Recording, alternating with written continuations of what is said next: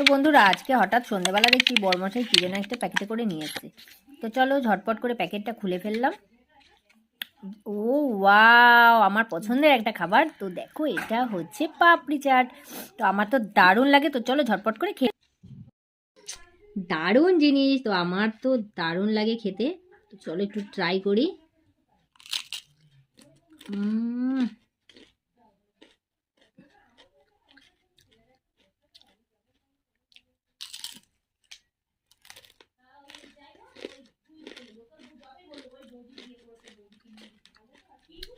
তো তোমরা কারা কারা পাপড়ি চাট খেতে পছন্দ করো অবশ্যই কমেন্ট করো। দারুণ লাগছে।